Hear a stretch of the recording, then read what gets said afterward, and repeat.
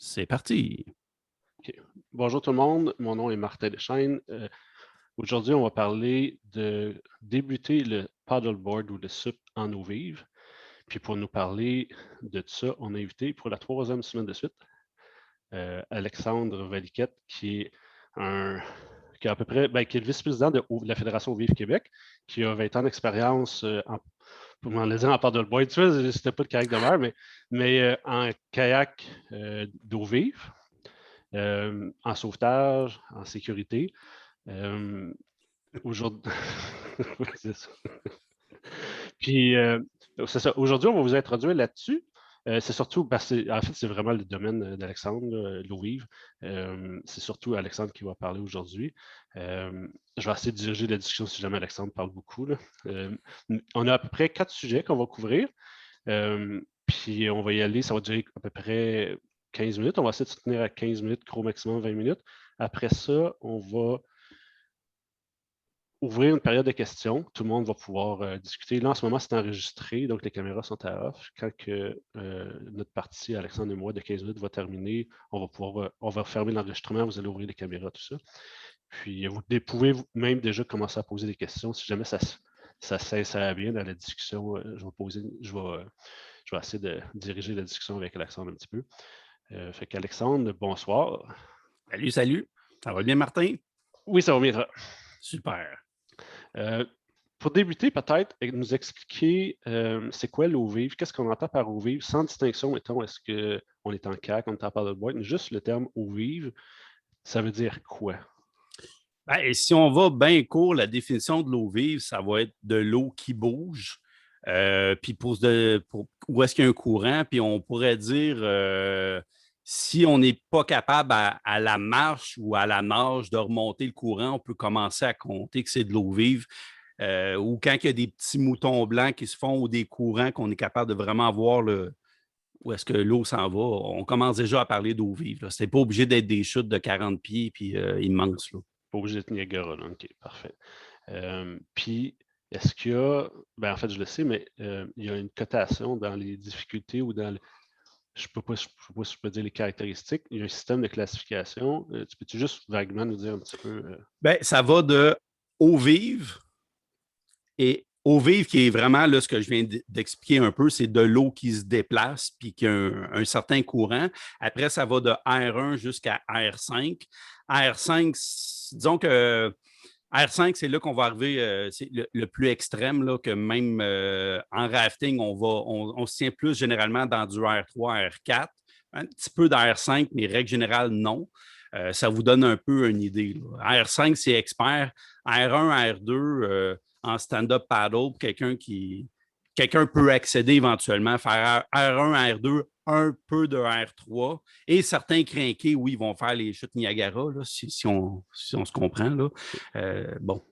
Puis on reconnaît, mettons, si on prend les deux extrêmes, on prend, mettons, le R1 puis le R5. C'est ça, il y a une grosse différence, il y a un gros gap entre les deux. Le R1 va se caractériser rapidement comment Je on va pourrais arriver au rapidement, R5. pour se situer rapidement, là, R1, on va parler de courant avec des vagues qui vont arriver jusqu'à peu près à un pied, à peu près un pied et demi, 2 pieds peut-être. R2, on pourrait dire des vagues de 2 pieds, 2 pieds, 3 pieds. R3, ben là, on pourrait doubler ou tripler ça, mais c'est une lecture à vue. Donc, de descendre la rivière, c'est relativement facile pour des kayaks d'eau vive. Pour des canaux ouverts ou des stand-up paddles, c'est la limite de la navigabilité. Si on arrive avec du R5, pour le commun des mortels, on oublie stand-up paddle, puis pour la grosse majorité des canaux qui sont ouverts, on va laisser faire ça. Ça va être encore évidemment de l'eau qui est plus rapide, avec plus d'obstacles, plus de risques, des lignes plus difficiles à suivre pour contourner les dangers et les risques. Okay. Mais la reconnaissance à partir de la rive est relativement aisée en R4. Puis si on arrive en R5, évidemment, on monte d'un cran, il y a des pièges un peu partout.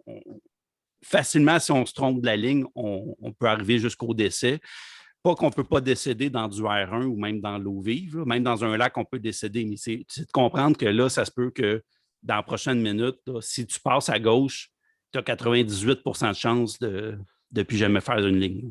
Puis tu viens de mentionner dans un lac. Si dans un lac, à cause du vent, j'ai la vague de 3 pieds, par exemple, on ne considère pas ça de l'eau vive ou on parle vraiment d'une rivière? Ça ne sera pas considéré de l'eau vive parce que c'est de la houle, puis le mouvement de l'eau est un peu différent. Par contre, si on arrive en mer, puis on arrive avec une vague qui est déferlante, oui, là, on va considérer que c'est de l'eau vive. Là, il y a des techniques qu'il va falloir qu'on aille chercher qui sont différentes. Si sur l'eau, les vagues sont assez grosses et commencent à être déferlantes, ben, il peut y avoir assez d'énergie pour qu'on considère que c'est plus un thinking de eau vive, effectivement. Ça pourrait. Si on voit du remous blanc, puis ça, là, on tombe pratiquement automatiquement dans l'eau vive. Eau vive, on aurait pu dire eau avec beaucoup d'énergie, mais ce n'est pas super poétique, fait qu'on a appelé ça eau vive. Là. Mais en fait, c'est quand l'eau a de l'énergie, elle va à une certaine vitesse, puis cette énergie-là peut nous aider ou nous nuire. Donc, si elle est en train de nous nuire, ben, ça fait augmenter le niveau de danger. OK, parfait. Puis mettons, je suis habitué, ou n'importe qui est habitué à en faire dans un lac en eau calme. En fait, le contraire de l'eau vive, j'imagine, c'est peut-être l'eau calme qu'on appelle ça. Là. On est habitué d'en faire là-dedans. C'est quoi les différences qu'on doit s'attendre si on se lance en eau vive? Puis par le fait même, un peu peut-être, ça serait quoi les risques qu'on s'exposerait, contrairement à en faire dans un lac calme ou avec du vent, peu importe. C'est pas une question, c'est pas une question facile. La réponse prendrait une journée environ. Là. En 2 minutes? Mais mettons que si j'ai 2 minutes, je dirais qu'en gros, il y a beaucoup de risques qui sont nouveaux, puis il y a beaucoup de choses qui ne sont pas nécessairement instinctives. Souvent, les mouvements d'eau qui ont de l'air faciles, il y en a beaucoup qui en réalité sont dangereux. Puis des fois, il y a des mouvements d'eau qui sont impressionnants. Puis qu'on dit, ah non, je n'irai pas là, mais aller un peu à droite, bien, à droite, ça peut être dangereux. Puis à gauche, parce que ça a l'air impressionnant, en fait, c'est peut-être l'endroit la plus safe. Je ne dis pas que c'est ça qu'il faut tout le temps. Ah, si ça a l'air dangereux, c'est là qu'il faut aller, là. Si on doit aller puis ça a l'air facile, il ne faut pas se fier à ça parce que ça peut être super compliqué, mais toi, vu que ça fait longtemps que tu en fais, oui. Si on regarde une vidéo, par exemple, puis où on est sur place, puis on voit quelqu'un, on voit du monde qui pratique à tel endroit, puis ça n'a pas l'air si pire que ça. Bien, des fois, ça fait peut-être un bout que la personne a pratique, puis que ça a le don de l'air facile. Que ça soit aussi simple que, par exemple, tomber de sa planche. Bien, si on tombe, on peut avoir l'impression qu'une section d'eau vive qui est moins profonde, c'est moins dangereux. Ben, en fait, non. Si ce n'est pas profond puis on tombe pieds joints, ben non seulement on peut se faire mal comme en eau calme, dans un lac, mais en plus, le pied peut rester pris et le courant va pousser sur nous. Puis bref, on va se ramasser la tête en dessous de l'eau avec le courant qui nous tape sur le dos. Puis il n'y a pas grand monde qui respire en dessous de l'eau. C'est un peu fatigant. Fait qu'on essaie d'éviter ces trucs-là. Après une couple de millions d'années d'évolution, peut-être. Oui, peut-être. Pas en 15 secondes. Y a-t-il d'autres risques? En fait, il y a des obstacles aussi. J'imagine il y a des roches. Tout ça vient amener son lot de techniques différentes, peut-être. Oui, bien là, c'est ça. Évidemment, il y a des roches. C'est peut-être le plus évident. Il y a des roches, on peut se faire mal avec la roche.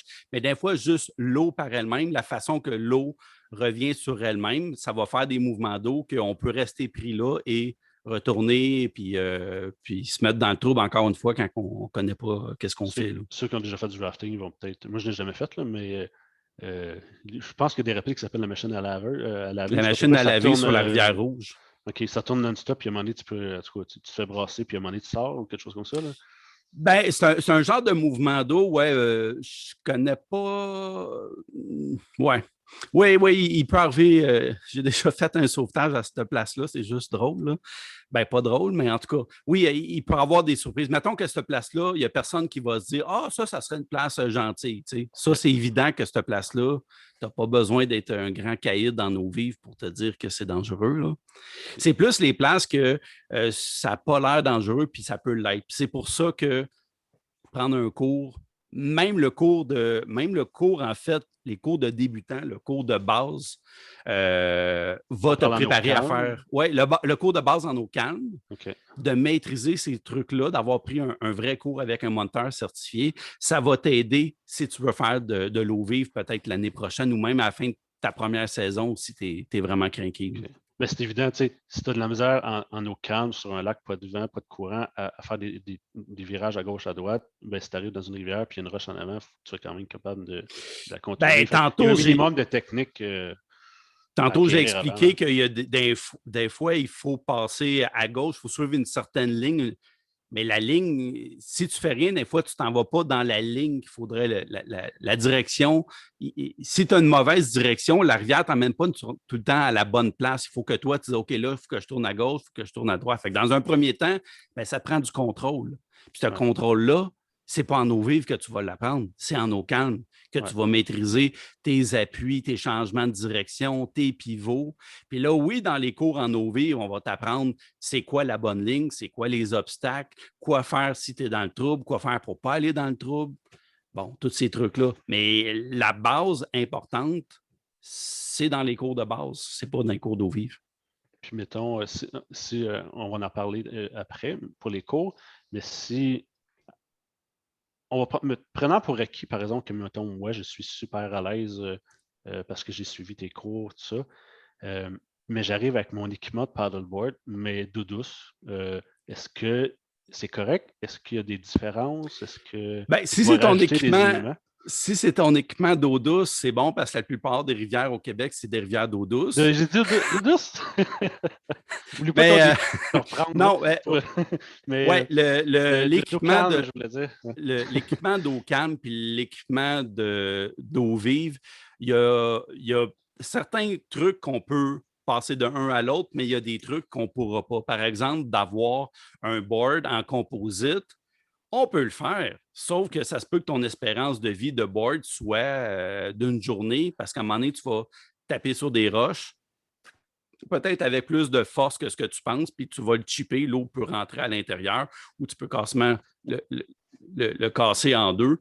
Fait que c'est pas l'idéal d'avoir un board comme ça. Ce qu'on va utiliser, par exemple, ça va être les boards gonflables. Et les boards gonflables sont un petit peu moins le fun en eau calme parce qu'ils sont un peu moins réactifs, sont un peu plus comme des rafts. Mais si on pense qu'on aimerait ça aller en eau vive ou juste le fait que c'est commode de mettre ça dans son auto parce qu'on peut le plier, ben OK, commencer avec du gonflable. Là. Ça, c'est un élément. Les autres éléments, c'est que on a un leach en eau calme qui pourrait être un leach en ligne droite. Là. Le leach qui Écoute, si tu ne l'as pas devant toi, tu n'es pas obligé de t'en aller. Non, je ne l'ai pas à côté de moi, mais là, dans le fond, c'est quick release de toute façon. Ouais, je peux montrer ça.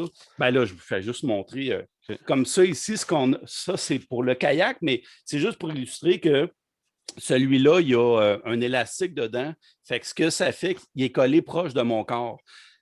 Puis il y en a des modèles qui sont. Sinon, parce que s'il n'y avait pas d'élastique, ça serait grand comme ça. Puis plus que c'est grand, plus que il y a des chances que j'aille me prendre sur une roche, sur un tronc d'arbre qui traîne ou quoi que ce soit, puis que je reste pris dans l'eau. Fait qu'on veut éviter ce genre.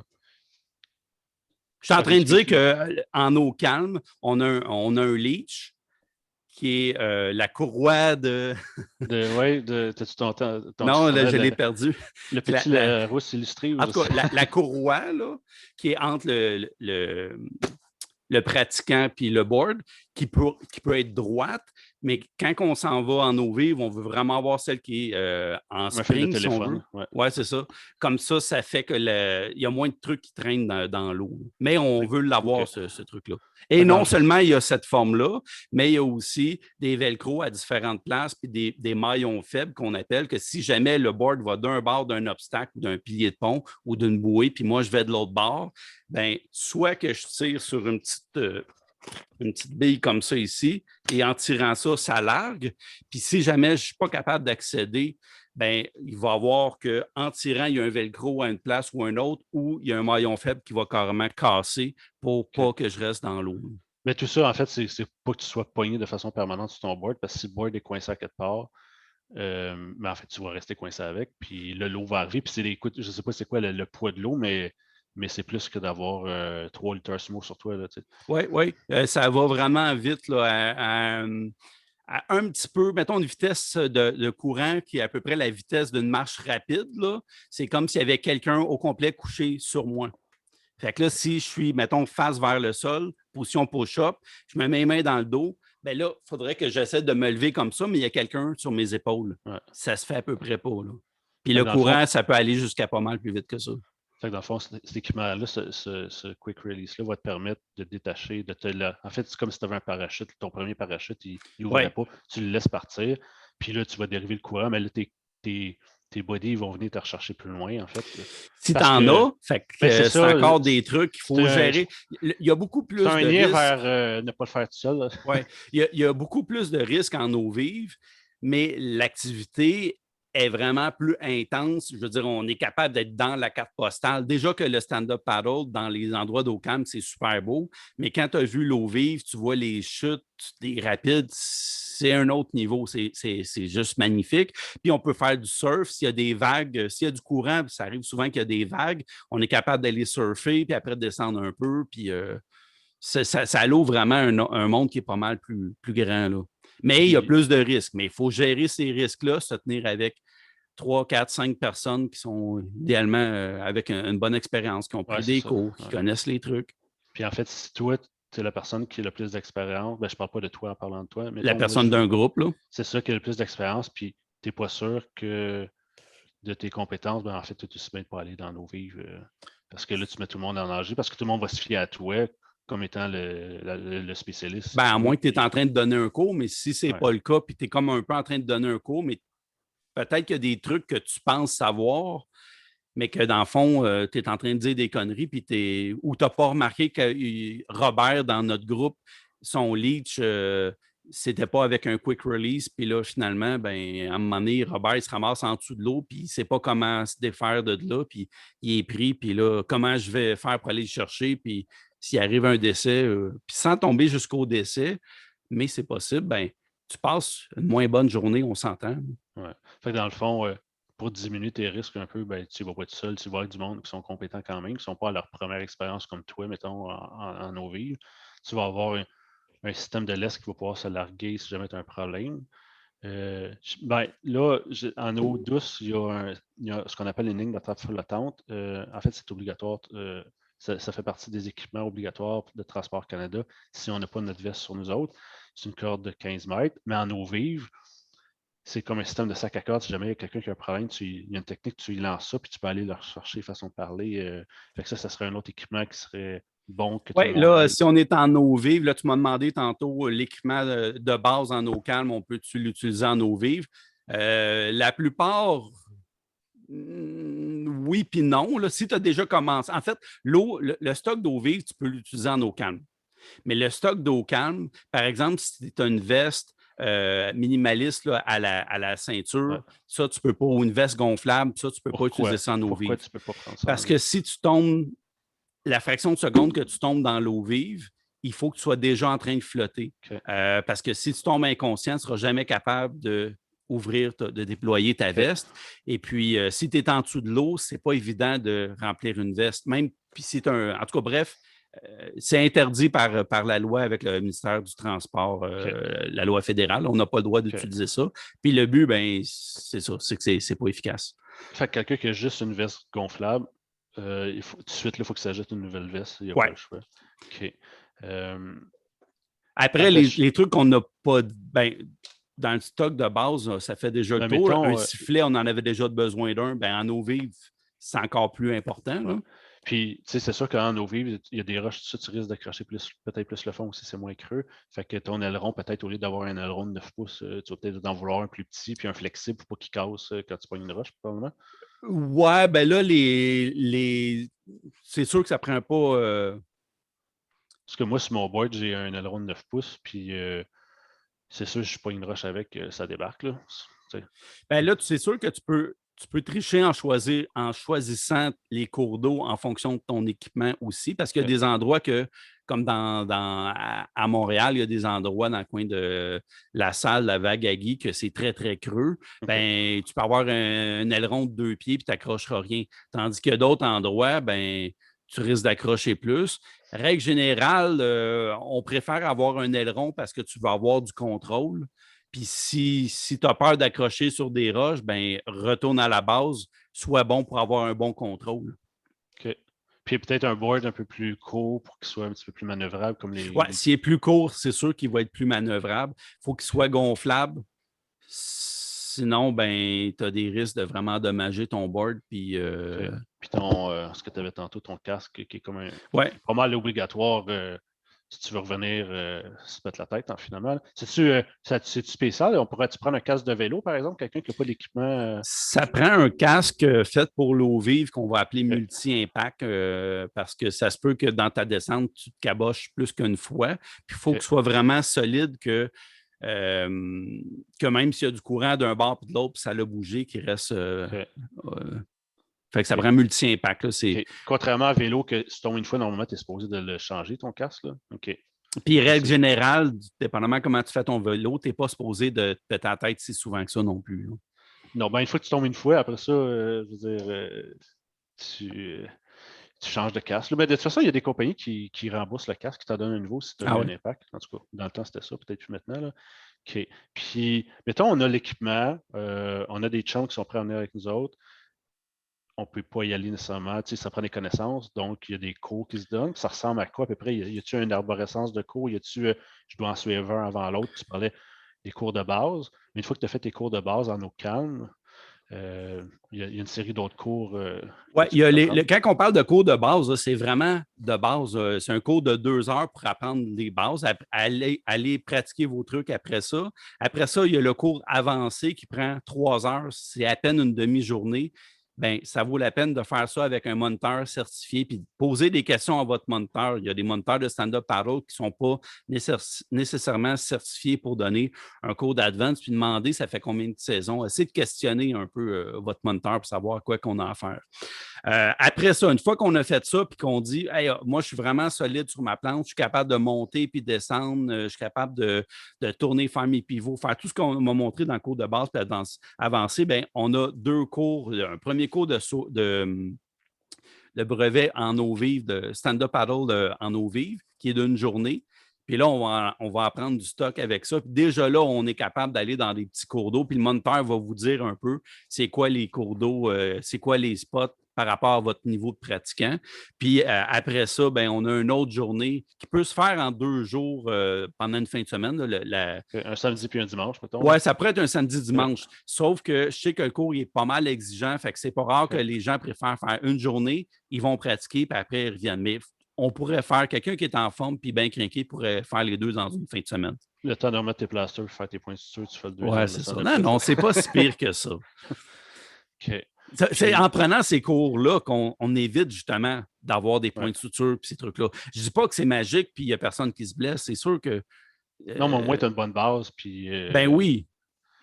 C'est évident que si tu ne peux pas contrôler ton paddleboard sur l'eau, pas de vent, pas de courant, ben, tu ne vas pas te lancer dans les rapides. Puis si tu as une bonne maîtrise de ton embarcation, ben, peut-être que c'est un niveau qui pourrait être intéressant de s'essayer dans les rapides, mais avec une certaine supervision. Il y a de la belle performance à faire là. Puis c'est là qu'un moniteur de confiance va faire la différence. Il va t'évaluer dans ton cours de stand-up paddle en eau vive 1 pour dire ah oui, tu es rendu là ou tu n'es pas rendu là. Puis si tu n'es pas rendu là, il peut te donner le cours quand même. Il va te montrer les notions, ces trucs-là, mais il dit garde, là, il faudra que tu pratiques ça, ça, ça. Fait que.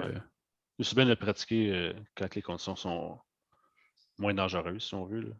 Ben, danger, c'est relatif là, aussi. Là. Ouais, on est mieux de pratiquer dans du eau vive, mais en ayant les connaissances, que de pratiquer dans. Pour devenir meilleur, c'est pas de faire du R1, puis après de faire du R2, puis après de faire du R3. C'est pas comme ça que ça fonctionne. C'est vraiment d'être très perfectionniste dans du R1, puis là, aller dans du R2, puis trouver que le niveau de la rivière est facile par rapport à ce qu'on est capable de faire, mais de faire semblant que la rivière est beaucoup plus difficile. Fait que là, d'avoir des lignes plus précises, ces trucs-là. Ça, les lignes, ça, les anneaux passés, c'est toutes des choses qu'on va voir. On va voir ça dans ces 2 cours-là, mais il y a une autre façon de voir ça, c'est dans les cours de sauvetage en eau vive. Et puis, dans un cours de sauvetage en eau vive, moi, je vais en donner ce qu'on appelle des SEV1, sauvetage en eau vive niveau 1. On n'a même pas besoin de faire du stand-up paddle pour prendre ce cours-là ou faire du kayak. Là. À la base, c'était plus les champs de kayak puis de rafting qui prenaient ce cours-là, mais maintenant, on est en train de l'ouvrir au stand-up paddle. Puis ça permet de connaître les risques, de savoir quoi faire si jamais on est dans la place où ça ne va pas bien, de mieux lire la rivière, bref, de connaître de connaître l'eau vive, en fait, puis de savoir réagir de la bonne façon et aussi d'utiliser un sac à cordes si jamais il y a un de nos amis qui est dans le trouble ou bien si nous autres mêmes, on est dans le trouble. Ou plusieurs, parce que moi, en canot camping, c'était du canot camping, mais ça a pris 3 sacs à cordes avant de venir me chercher. Fait que, mais tu sais, on était dans un cours, fait que c'est normal, on apprenait, tu sais. Mais, OK. Fait que, y a-tu quelque chose que tu veux rajouter avant qu'on passe à la période de questions? Au niveau de tes cours, ça a-tu déjà commencé, tes cours, ou c'est plus tard? Je vais en donner au mois de juin. Fait que regardez OK. sur ma page Facebook cours de kayak, tout simplement Puis cours de dans quelle kayak. région? C'est-tu Montréal? Tu peux-tu te J'en déplacer donne ailleurs? à Montréal, dans le coin de l'Outaouais, à Québec. Puis s'il y a un cours, s'il y a une gang en Abitibi, là, si vous êtes 4 chums en Abitibi, puis vous voulez un cours, ben lâchez-moi un message sur cours de kayak, la page cours de kayak, puis je peux monter dans ce coin-là, pas de Puis le problème. niveau d'eau, en ce moment, sur le fleuve, ben, pas juste sur le fleuve, il est bas, mais ça a-tu un impact? Tu es capable de trouver des spots qui vont toujours avoir des petits challenges pour Non, le ça, j'ai pas de jour? problème. Là. Ouais. Je fais de la reconnaissance de sites. Fait que même si l'eau est super basse ou super haut, je m'arrange pour trouver des OK. sites qui sont Puis c'est où qu'ils pertinents. peuvent t'écrire? Cours de kayak. Ça, c'est le groupe Facebook. C'est le groupe Facebook Cours de Ton kayak. email, as-tu un email? Ben, c'est Alex de Matane qui est le plus simple sur Facebook. Puis sinon, OK. j'ai un email qui s'appelle coursdekayak@gmail.com. OK, parfait. OK. Ben, ça fait pas mal le tour, merci. On va passer à la période de questions. On va arrêter l'enregistrement comme là. Puis vous allez pouvoir partir vos caméras et poser des questions. Là, j'ai vu des bonnes questions. En même temps, t'as-tu arrêté ou ça fait Non, je ne l'ai pas longtemps? encore arrêté. OK. Fait que merci pour ceux qui ont regardé notre vidéo. Puis regardez dans Martin Tougo, il y a d'autres vidéos. Puis éventuellement, on va peut-être le mettre ailleurs. Mais Ouais, sur Facebook, il y a une page que j'ai faite. Je ne sais pas où ce que ça va mener, mais tu sais, je partage des vidéos, des petits conseils. Martin Tougo avec un chiffre 2. Là. Géo, c'est pas pour Club Med, là, en passant, c'est Tougo, c'est à gauche. deux géos. Ouais. OK. OK. Bye bye. OK, bye.